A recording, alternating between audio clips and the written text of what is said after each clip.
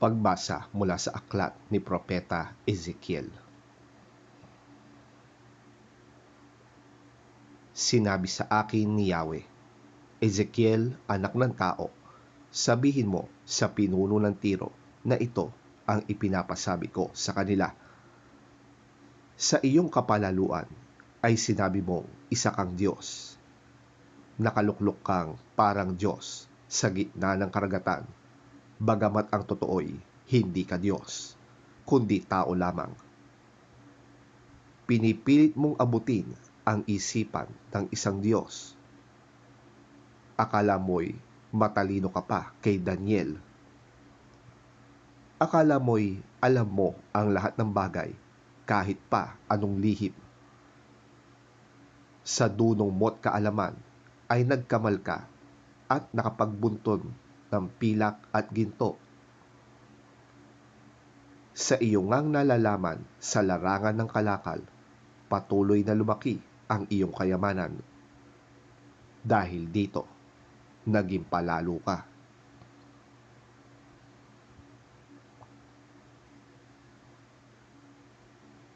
Kaya naman, ito ang ipinapasabi ng Diyos na si Yahweh. Pagkat pilit mong ipinapantay sa Diyos ang sarili, ipapalusob kita sa pinakamalupit na kaaway sa daigdig. Wawasakin nila ang lahat ng ari-arian mo na pawang kinamtan sa tusong pamamaraan. Ihuhulog ka niya sa walang hanggang kalaliman, papatayin at ihahagis sa pusod ng dagat. Sa harap kaya ng mga papatay sa iyo ay masabi mo pang ikaw ay Diyos. Doon mo malalamang ikaw pala ay tao lang at may kamatayan. Parang aso kang papatayin ng mga dayuhan. Akong si Yahweh ang may sabi nito.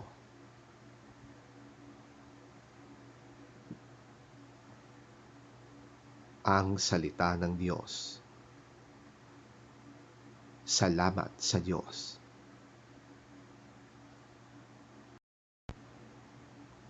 Ang mabuting balita ng Panginoon ayon kay San Mateo.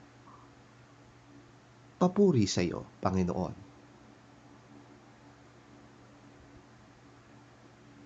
Sinabi ni Jesus sa kanyang mga alagad, tandaan ninyo, napakahirap sa isang mayaman ang makapasok sa kaharian ng langit. Inuulit ko, mas madali pang makadaan sa butas ng karayom ang isang kamelyo kaysa makapasok sa kaharian ng Diyos ang isang mayaman. Nagtaka ang mga alagad nang marinig ito, kaya't naitanong nila, kung gayon, sino po ang maliligtas? Tiningnan sila ni Jesus at sinabi, hindi ito magagawa ng tao, ngunit magagawa ng Diyos ang lahat ng bagay. Nagsalita naman si Pedro, tingnan po ninyo, iniwan namin ang lahat at kami sumunod sa inyo. Ano po naman ang para sa amin?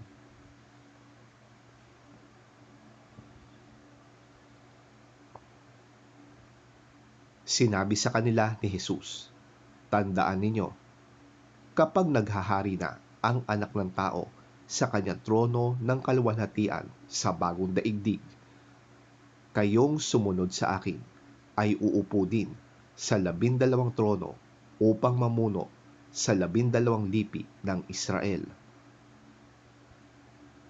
Kapag iniwan ni Numan ang kanyang tahanan, mga kapatid na lalaki at babae, ama, ina, mga anak, o mga lupain alang-alang sa akin, ay tatanggap siya ng 100 ibayo at pagkakalooban siya ng buhay na walang hanggan. Ngunit maraming nauuna na magiging huli at maraming nahuhuli na mauuna.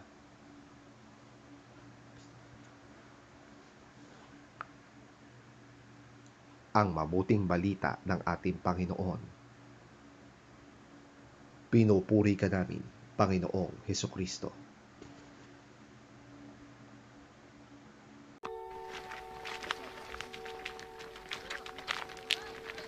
Then Jesus said to his disciples, I tell you the truth. It is hard for a rich man to enter the kingdom of heaven. Again, I tell you, it is easier for a camel to go through the eye of a needle than for a rich man to enter the kingdom of God. When the disciples heard this, they were greatly astonished and asked, Who then can be saved?